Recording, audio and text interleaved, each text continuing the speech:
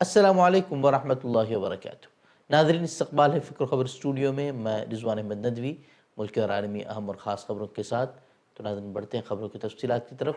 गज़ा में इसराइली जारहियत लगातार जारी है। आज भी इसराइली बमबारी में कई अफराद शहीद हो गए हैं, जबकि भूख और क़हत की वजह से भी कई अफराद जान की बाजी हार चुके हैं। कई बच्चे उसमें शामिल हैं।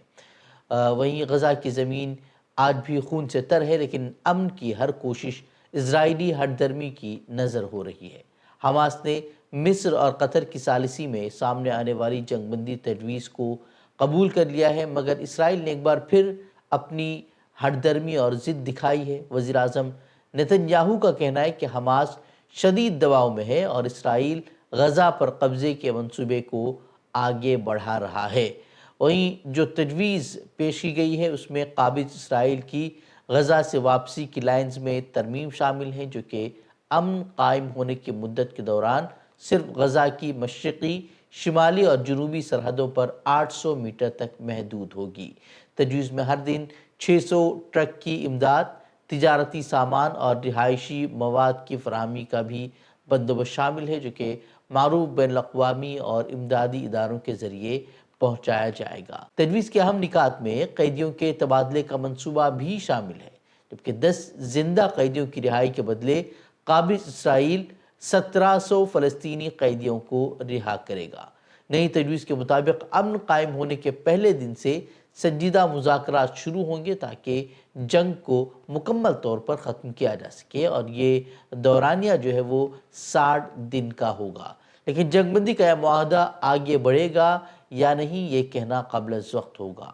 इसराइल अब भी जंग जारी रखने का इशारा दे रहा है, लेकिन सवाल ये है कि जब एक फ़रीक जंगबंदी पर आमादा है तो दूसरा क्यों टाल मटोल और मज़ीद खूनरेज़ी पर तुला हुआ है। जवाब साफ है, एक तो नेतन्याहू को अपना इक़्तिदार बरकरार रखना है, और दूसरी जो है अमरीका की अंधी हिमायत।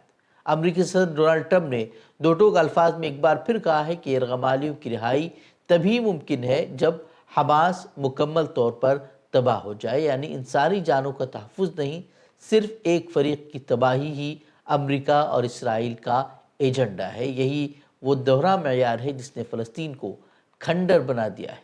दुनिया भर की आवाज़ों और अक़वाम मुत्तहिदा के करारदादों के बावजूद इसराइल ताकत के नशे में आम शहरियों पर बम बरसा रहा है, और अमरीका इस पर पर्दा लगातार डाल रहा है।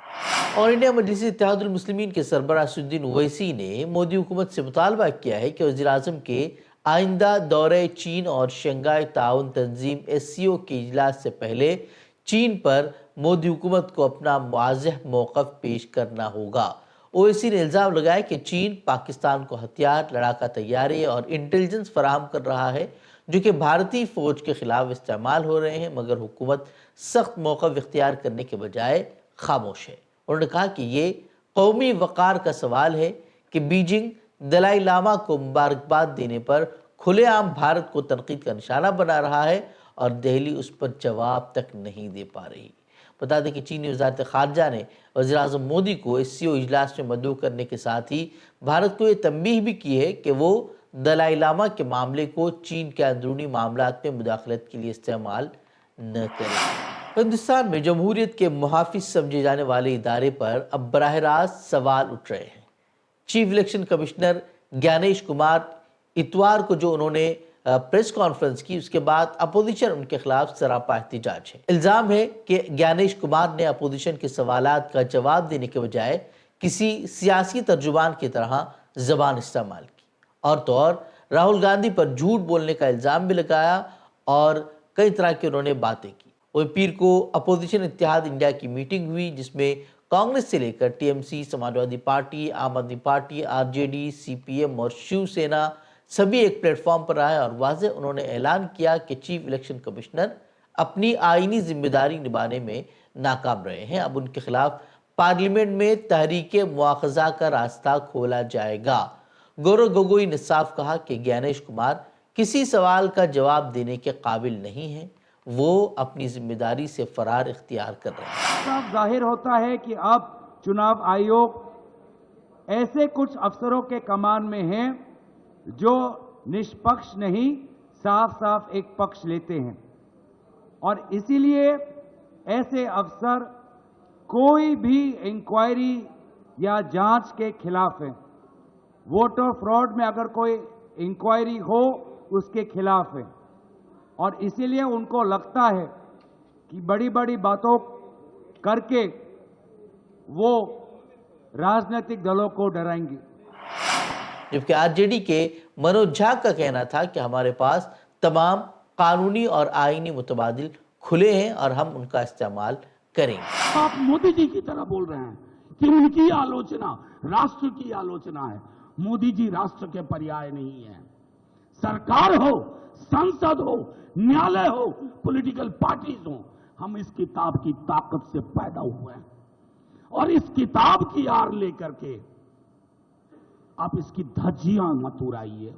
कल हम अपने मुख्य चुनाव आयुक्त को ढूंढ रहे थे, वो तो मिले नहीं, बीजेपी का एक नया प्रवक्ता और मिल गया। बता दें कि गुज़िश्ता दिनों इलेक्शन कमीशन ने प्रेस कॉन्फ्रेंस के दौरान जिस तरीके से गोलमोल अपोजिशन के सवालों के जवाब दिए थे, बल्कि उसके बाद जो है उससे मज़ीद कई सवालात कायम हो गए थे। और सोशल मीडिया की अगर बात करें तो इस प्रेस कॉन्फ्रेंस की धज्जियां उड़ा दी गई थी और कई फैक्ट जो है वो सामने रखे जा रहे हैं, जिससे इलेक्शन कमीशन जो है वो मज़ीद मुश्किल में पड़ता हुआ नज़र आ रहा है। वैसे पहले ही सुप्रीम कोर्ट में भी इलेक्शन कमीशन को फटकार लग चुकी है और वो चीज़ें जो वो करना नहीं चाहते थे, यानी कि 65 लाख वोटर जिसका नाम उन्होंने हज़फ कर दिया था, उन्हें भी जो है सुप्रीम कोर्ट ने कहा है कि वो उसे आवाम के सामने लाए। सुप्रीम कोर्ट की सख्त फटकार के बाद इलेक्शन कमीशन को अब वो तमाम जो डेटा है वो रिलीज़ करना पड़ा है।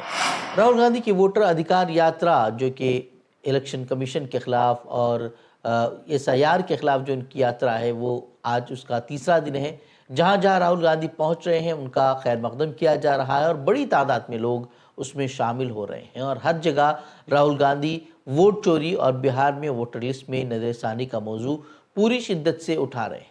इलेक्शन कमीशन की प्रेस कॉन्फ्रेंस का भी राहुल गांधी ने इस यात्रा के दौरान जवाब दिया और तीनों इलेक्शन कमिश्नरों को उन्होंने मुतनब्बे किया कि इंडिया इत्तेहाद की हुकूमत आने पर किसी को भी बख्शा नहीं जाएगा, बल्कि हर एक के खिलाफ सख्त कार्रवाई की जाएगी। हिंदुस्तान की आत्मा की आवाज है और जब ये लोग वोट चोरी करते हैं तो ये इस आत्मा पर आक्रमण करते हैं, ये इस संविधान पर आक्रमण करते हैं, ये भारत माता पर आक्रमण कर रहे हैं।